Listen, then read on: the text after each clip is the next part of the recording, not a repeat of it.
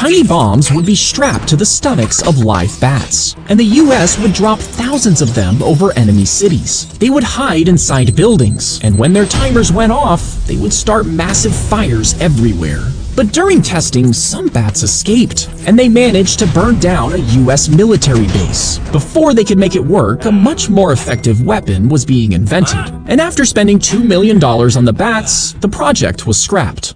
As the bus plunged into the lake, he watched on in horror, but he was a champion swimmer and dived in without hesitation. Over and over, he swam 30 feet down in the freezing water, pulling victims from the bus and bringing them to shore. This went on for almost half an hour, and he saved 20 people before collapsing from exhaustion. His lungs became severely infected from the polluted water, ending his athletic career. But his heroic act was never forgotten.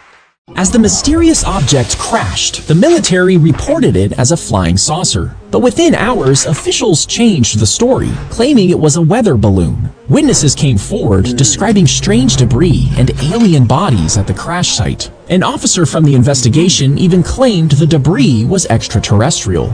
Finally, the Air Force released a report, claiming the UFO was actually a top-secret spy balloon. But for many, this only deepened the mystery. He jumped out of the plane, but his parachute got stuck, yanking him back and leaving him dangling mid-air. The cords wrapped around the plane's tail wheel, spinning him wildly as the plane kept flying. The crew tried to pull him up, but he was too far, and if they landed, he would be crushed. Two pilots on the ground saw what was happening and rushed to help.